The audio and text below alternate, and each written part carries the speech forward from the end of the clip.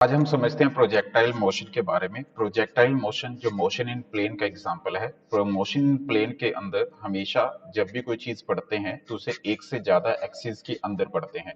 वैसे ही projectile motion अब एक एक्सिस को ना लेकर बल्कि एक से ज्यादा दो एक्सिस को साथ में लेकर चलता है।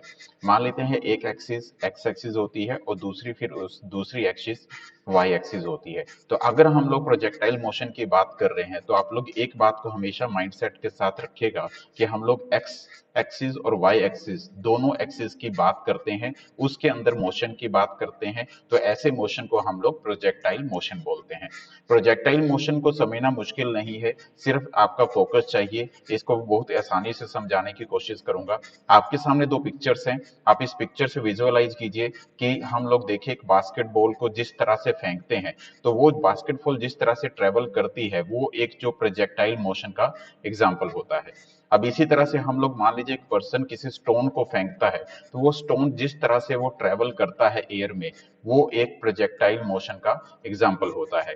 आप लोग जेवलिन थ्रो देखते हैं, आप नीरज चोपड़ा को देखते हैं, एक जेवलिन को थ्रो करता है तो वो जेवलिन थ्रो किस तरह के मोशन में जाता है, वो प्रोजेक्टाइल मोशन में जाता है। हमेशा ध्यान रखें कि मैंने जैसे बोला प्रोजेक्टाइल मोशन दो एक्सिस में होता है, यानी कि इसकी एक एक्स एक्सिस को भी देखा जाता है और वाई एक्सिस को भी देखा जाता है। उसके हिसाब से ये मोशन को रेडी किया जाता है, उसे हम लोग प्रोजेक्टाइल मोशन बोलते हैं। इस मोशन की डेफिनेशन को समझ लेते हैं। लिखा हुआ है मोशन इन्वॉल्विंग टू एक्सिस, यानी कि एक्स एक्सिस और मान लेते हैं कि Y axis is called projectile motion और मोशन इन अ प्लेन।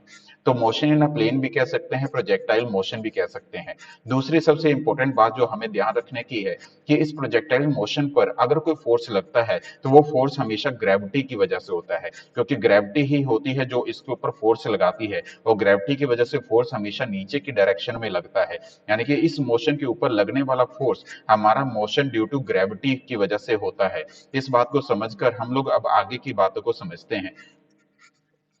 अब देखिए, ये मैंने प्रोजेक्टाइल मोशन को एक ड्राइव किया हुआ है। अब इस फिगर के अकॉर्डिंगली अगर आप देखें, सपोज कीजिए यहां से हमारा प्रोजेक्टाइल मोशन शुरू हुआ और ये ट्रेवल करता हुआ यहां पर हमारा एंड हुआ।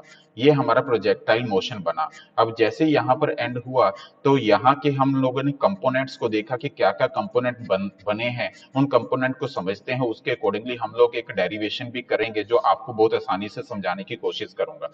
देखिए, सपोज कीजिए कोई भी बॉल का एग्जांपल लेते हैं। अगर मैंने कोई बॉल यहां से थ्रो करी तो वो एक वेलोसिटी के साथ यहां से गई, यानी कि किसी भी चीज को जब हम फेंकते हैं तो उसकी एक इनिशियल वेलोसिटी होती है।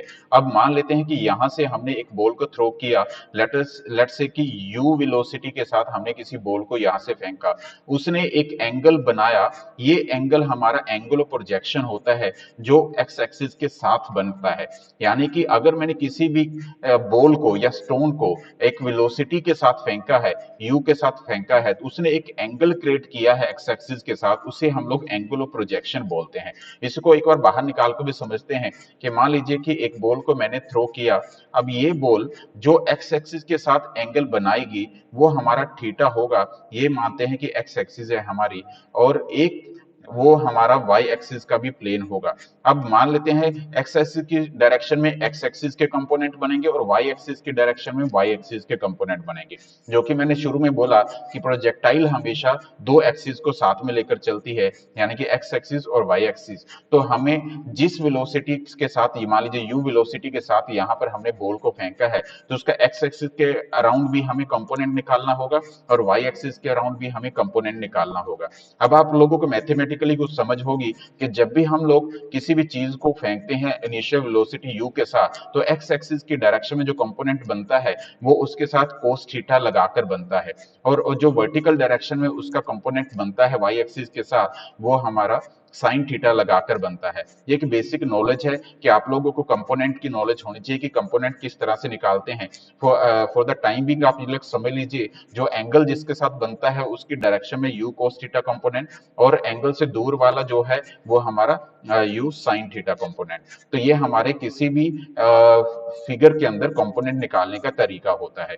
अब एक चीज और ध्यान रखें कि यहाँ पर जब हम लोग एक्स एक्सिस की साइड में कोई भी चीज ट्रेवल कर रही है तो वो एक सेम वेलोसिटी के साथ ट्रेवल कर रही है। सेम वेलोसिटी का कहने का मतलब जब किसी भी चीज की वेलोसिटी सेम रहती है तो उसका एक्सेलरेशन जो होता है वो हमेशा जीरो होता है। यानी कि अगर मैं एक्स एक्सिस की साइड अगर एक्सेलरेशन देखता हूं तो वो जीरो माना जाता है।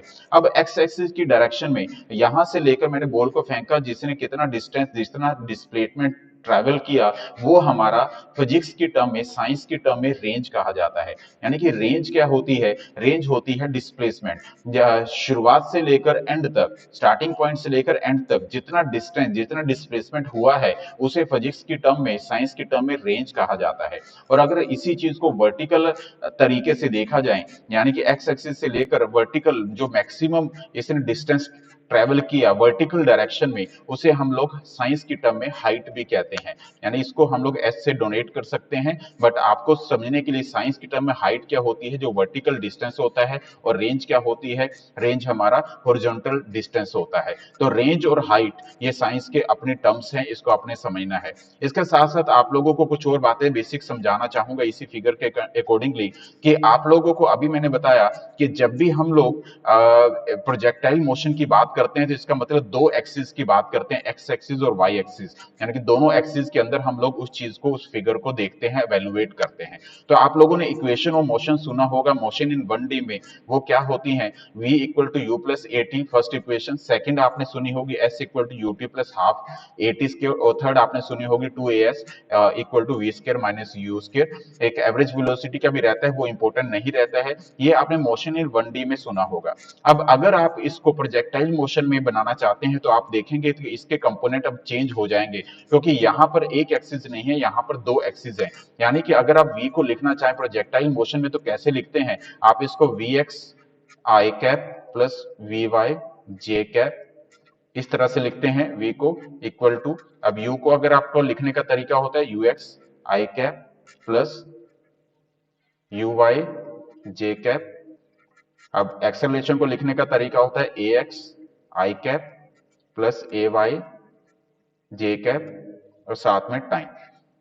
तो इस तरह से हम लोग इन सभी इक्वेशंस को इस तरह से एवेलुएट कर सकते हैं, क्योंकि एक्स एक्सिस और वाई एक्सिस दो तरह के कंपोनेंट हम लोग बनाने में बिलीव करते हैं। दो प्लेन में हम लोग काम करते हैं, एक्स वाई प्लेन में काम करते हैं, तो इनको इस तरह से डिवाइड किया जा सकता है हर जगह पर, इस इक्वेशन को भी, इस इक्वेशंस को भी। तो इसको मैं डिटेल में तो नहीं लेकर जाऊंगा, आपको मैंने हिंट दिया है कि किस तरह से डिवाइड होते हैं एक्स प्लेन और वाई प्लेन, क्योंकि दोनों का यूज किया जाता है, तो इक्वेशन ऑफ मोशन भी इस तरह से बदल जाती है। अब इसको समझने के बाद हम लोग आगे की बातों को समझते हैं, आगे चलते हैं। अब देखिए कि अभी तक जो मैंने आपको समझाया, कि अभी तक मैंने आपको यही बात समझाई कि जो वर्टिकल डायरेक्शन में हाइट है और हॉरिजॉन्टल डायरेक्शन में हमारी रेंज है, अगर हमने रेंज निकालनी है तो कैसे निकालनी है, यानी कि हॉरिजॉन्टल डिस्टेंस निकालना है तो कैसे निकालना है, और अगर वर्टिकल डिस्टेंस निकालना है तो कैसे निकालना है। अब उस बात को समझते हैं। मान लेते हैं कि हॉरिजॉन्टल डिस्टेंस को हम लोग एस एक्स बोल सकते हैं और वर्टिकल डिस्टेंस को हम लोग एस वाई बोल सकते हैं। तो अब इसके अकॉर्डिंगली, अब जो मैंने लास्ट फिगर से उठाया कि हमने जो किसी भी बॉल को जब थ्रो किया उसकी वेलोसिटी थी शुरू में u, जैसे हम लोगों ने u बोला। अब इसके जो एक्स एक्सिस में कंपोनेंट थे वो u cos थीटा थे, और y एक्सिस में जो कंपोनेंट थे वो u sin थीटा थे। यानी कि हम लोग अगर लिखना चाहें तो हम लोग ये लिख सकते हैं ux equal to u cos theta, और अगर मैं u y कंपोनेंट की बात करता हूं तो यहां लिख सकता हूं u sin थीटा। तो ये हम लोगों को बेसिक अंडरस्टैंड होना चाहिए कि ये किस तरह से हमने लिखा है, ये हमने कंपोनेंट निकाल कर लिखा है।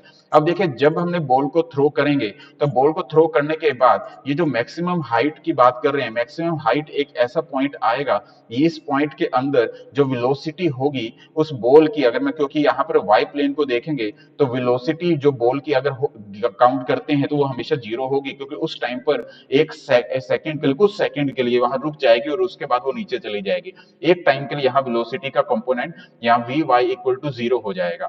अब यहाँ पर लगने वाला जो फोर्स होगा, यानी वो फोर्स होगा एक्सेलरेशन के ऊपर। एक्सेलरेशन क्या होगा? ग्रेविटी की वजह से होगा, क्योंकि आपने हॉरिजॉन्टल अगर देखा है तो एक्सेलरेशन हमेशा जीरो होता है, क्योंकि हमारी वेलोसिटी सेम रहती है एक्स एक्सिस की डायरेक्शन में। इस फिगर के अंदर, लेकिन वाई एक्सिस के डायरेक्शन में अगर एक्सेलरेशन लगता है तो एक्सेलरेशन ड्यू टू ग्रेविटी होता है। यानी कि अगर मैं ए वाई को लिखना चाहूं तो इसको ग्रेविटी की वजह से हम लोग माइनस जी कहकर बोलेंगे, क्योंकि ग्रेविटी की वजह से फोर्स लगता है जो नीचे की ओर लगता है, तो acceleration due to gravity equal to minus g होता है। यही चीजें आपको यहाँ पर लिखकर मैंने बताई है। एक्सेलरेशन अगर एक्स एक्सिस की डायरेक्शन में देखें तो वो जीरो होता है, और वाई एक्सिस की डायरेक्शन जो मैंने रीजन बताया, क्योंकि वाई डिस्टेंस पर ऊपर जाकर वेलोसिटी हमारी जीरो होगी, लेकिन एक्सेलरेशन जो होगा वो नीचे की तरफ लगेगा, और इस नीचे की तरफ ग्रेविटी की वजह से फोर्स लगेगा, और माइनस जी से ये डोनेट होगा।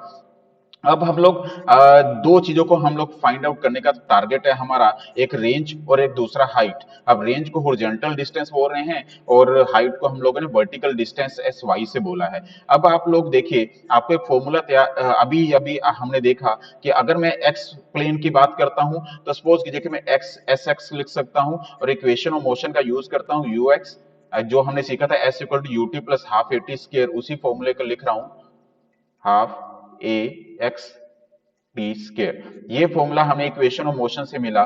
यहां से हम लोग क्या निकालेंगे, यहां से हम लोग रेंज निकालेंगे। अब रेंज निकालने के इसको मैं एक बार ऊपर लेकर चलता हूं, एस एक्स हमने निकालना है, यानी कि रेंज को हम लोग एस एक्स बोल रहे हैं।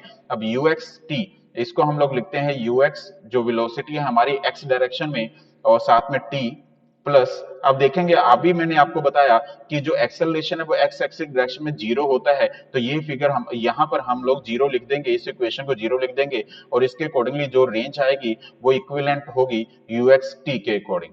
ये हमारा रेंज का फॉर्मूला बन जाएगा। अब रेंज के साथ साथ अगर मैं हाइट को निकालना चाहता हूं तो हाइट भी हमारा वर्टिकल डायरेक्शन में होता है, इसको भी मैं इसी फिगर के अंदर आपको बताता हूं कि किस तरह से लिखा जाएगा। सपोज कीजिए मुझे वाई डायरेक्शन में निकालना है, तो एस एक्स नहीं लिखूंगा, बल्कि यहां लिखूंगा s y equal to u y t plus half a y t square.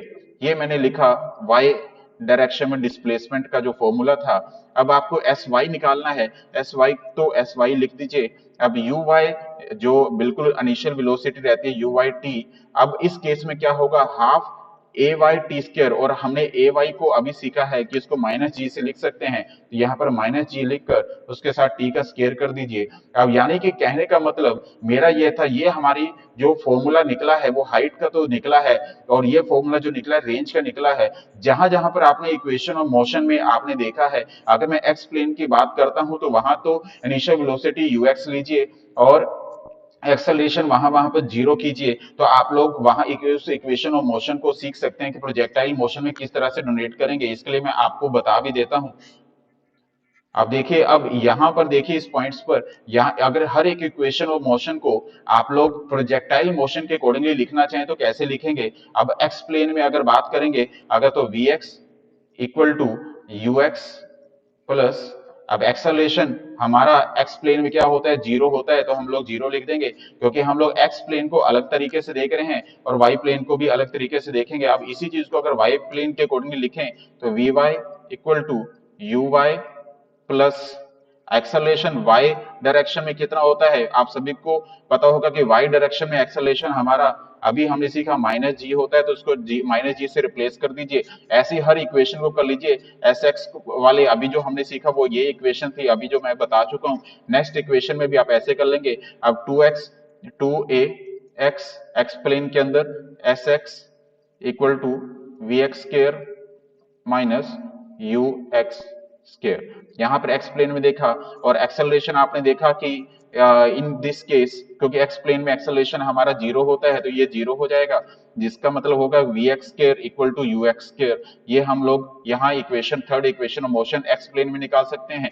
Y plane में निकालने के लिए आपको क्या करना होगा, वाई प्लेन में निकालने के लिए जी ए की जगह पर माइनस जी रखना होगा। अब हम लोग माइनस जी रख देते हैं, क्योंकि एक्सेलरेशन इक्वल टू माइनस जी के इक्विवेलेंट होता है, जो हम सीख चुके हैं पहले से। एस वाई निकाल रहे हैं, अब v y square minus u y square. तो इस तरह से हम लोग इक्वेशन ऑफ मोशन को ड्राइव कर सकते हैं प्रोजेक्टाइल मोशन के केस में। कितना आसान है, हर एक चीज लॉजिकली कनेक्टेड है, बस आपकी बेसिक फंडामेंटल क्लियर होना चाहिए और प्रोजेक्टाइल मोशन को आप इजीली अंडरस्टैंड कर सकते हैं। बहुत सारे क्वेश्चन इस पर बेस्ड होते हैं, बेसिक अंडरस्टैंडिंग चाहिए। मैंने अपनी साइड से बताने की कोशिश करी है। एक बार आप दोबारा से इस वीडियो को सुनिएगा, फिर भी डाउट होता है आप लोग मेरे से कभी भी कॉन्टेक्ट आकर कर सकते हैं, मैं इसको दोबारा समझाने की कोशिश करूंगा। Thank you very much, all the best, जय माता दी।